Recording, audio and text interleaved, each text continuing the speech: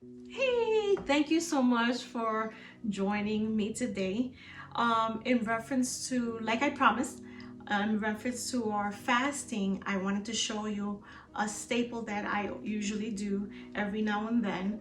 It's something so easy. It's just dumping everything into either a crock pot, a slow cooker, or a regular pot, and just let it simmer early in the morning towards the evening. But this pressure cooker will help me cook it within the 30 minutes. So that's awesome.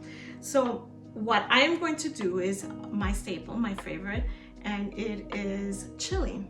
I will put a link of all the ingredients and spices that are you're able to be used during the Daniel fast. Okay, so here we go. And I'm going to be using 3 cans of beans. You can use any kind of beans you want. What I did was I chose 2 cans of red beans and 2 cans of pinto beans. Okay, and this one's the large can, and 2 cans of chopped tomatoes. I only use about 1.5 because my family doesn't really like the tomatoes much. Okay, and a very small onion. This is about 1 cup, not a whole cup of onions chopped up. And I put 3 cloves of garlic in here as well. We're gonna stir that up. And I am going to be adding our Latin staple. Mostly everyone who is Hispanic, they have one of these in their refrigerator or freezer. It's called sofrito. I will put a link of how to make this. You can purchase this in the supermarket as well, but I prefer to make my own. So I'll put a good 1.5 tablespoons in there, and onto the spices. Okay, let me just give it a good stir here. Onto the spices, and we have chili powder. I am going to use 2 teaspoons of chili powder. Okay, and I have paprika, about 1/2 teaspoon of paprika in here. And then we have oregano. I like oregano, so I'm gonna put a teaspoon of oregano. And then we have onion powder. I already put onion in it, but I still like the onion flavor in it. And we're gonna put just 1/2 teaspoon of onion powder.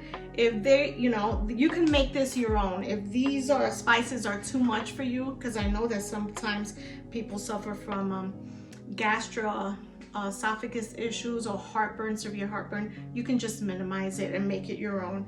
I'm going to put 1/2 teaspoon of powder as well. Pepper.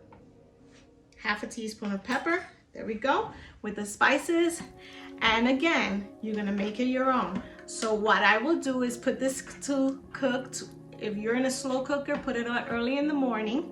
Okay, and put this to simmer for a good 5-6 hours. A pressure cooker will take like 30-45 minutes at most. Okay, this is one of our favorites. If this recipe is actually too much for you because you have a smaller family, make it anyway. Just serve your portion and freeze the rest, and enjoy the rest during the week or the following week. Enjoy this recipe, and I hope you enjoy it. I know you will enjoy it. It's super easy. Okay, and as we wait for the food to be done, I just wanted to explain this to you. So let's talk about prayer and fasting. What's the big deal about fasting? It's a time to put us aside and our wants and our flesh and our desires and sacrificially give something up to honor God. Everything we do, we should do it unto God to honor Him, you know. And unfortunately, sometimes we can make food something of a hindrance in our lives. So fasting is a sacrificial time where we give something up that we may struggle with. Even if it's time on our phones, on social media, these is a sacrifice to put it down and just find ourselves or find our time that we use to honor God in prayer and in reading of the Word, and just spending more time with Him. And during the beginning of the year is the best time to do it, because we can just focus on our dreams, focus on desires for what do I want for the rest of the year, what is my heart's desire for the rest of the year, and then align it together with God's will. How do we do that? Through prayer. God, what do you want me to do? What do you want me to accomplish in this year? And honor you with what I do through this prayer and through this time of fasting. We don't want to make this something that's a ritual. We don't want to make it religious thing. And God actually mentions that in the Bible. In Zechariah 7:5, God prompted the prophet Zechariah to ask the people and the priests of Israel during those 70 years of exile, when you fasted and you mourned in the summer and at the festival in early autumn, was it really for me that you were fasting, or was it something that you just wanted to show people that you were doing because it was a religious or a ritual? So John Wesley, who is actually an English theologian and evangelist, he said, first, let it be done unto the Lord with our eye singly fixed on Him. Everything we do it for the purpose of God and to honor God.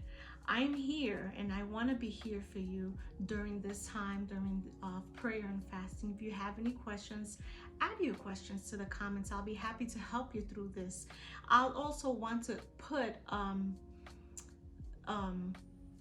resources for you in reference to fasting. There's different types of fasting. There's full fasting. There's a Daniel fast, which is actually what I'm walking you through, the Daniel fast. And there's certain things that you eat and cannot eat.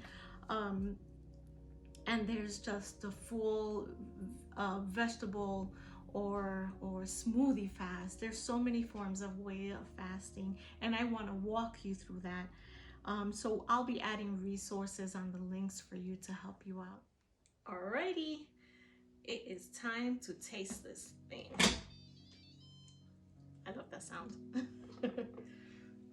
It tells me that it's ready. This is really hot. So because I didn't put that much tomatoes, it's more of a soupy texture. And I'm gonna be honest with you,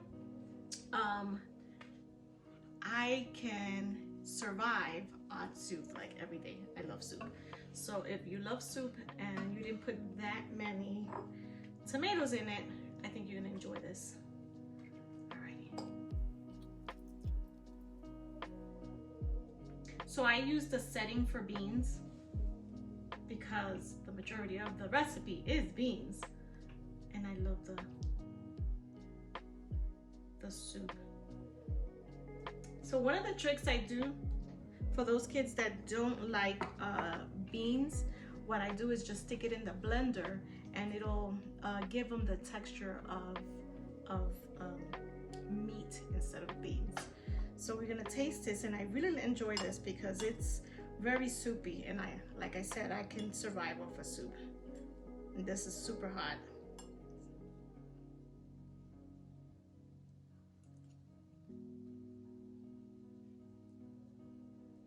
This is perfect. Oh my goodness, I can't believe I got the spices right. I dare you to try this if you've never done this. Be creative. Garnish it with cilantro. garnish it with chopped onions, or you can even garnish it with jalapenos. I dare you, if you enjoy spicy stuff. And if you have any questions or any doubts, just comment below and I'll be happy to help you this. God bless you guys. Love you all.